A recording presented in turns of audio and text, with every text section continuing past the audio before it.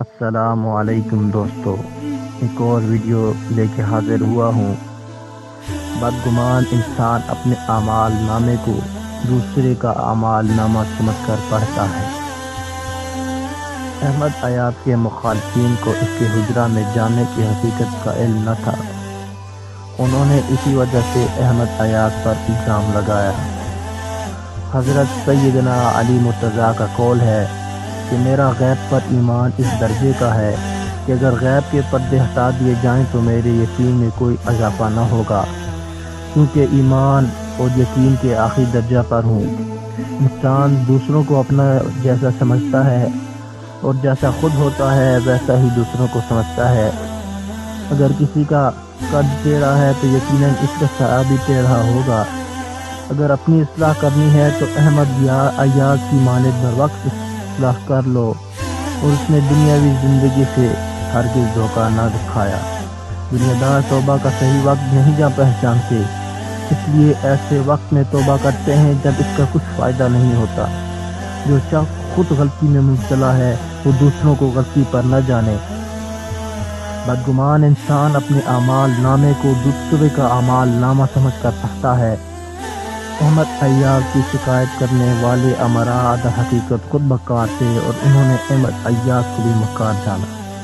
سلطان اس کی پاکیزگی سے واقف تھا، اس لیے اس نے امراء کو رات کے وقت اس کا حجرہ کھولنے کی اجازت دی۔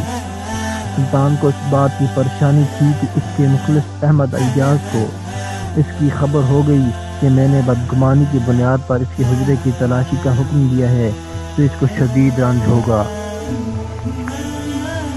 سلطان یہ بھی جانتا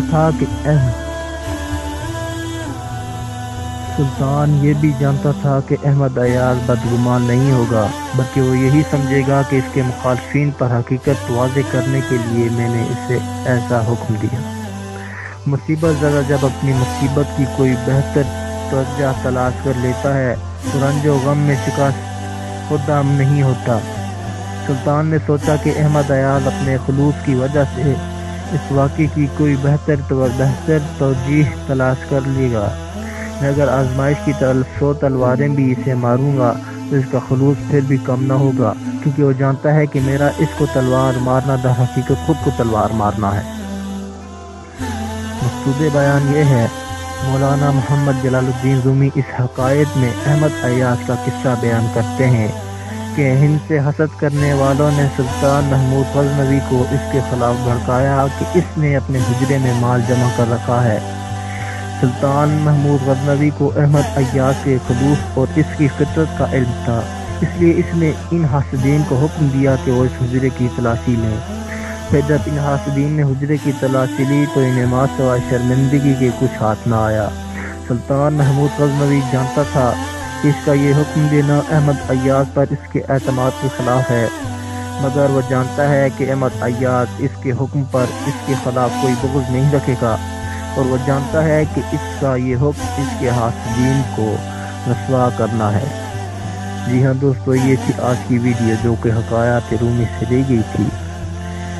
مزید ویڈیوز لے کے آتا رہوں گا۔ اللہ حافظ۔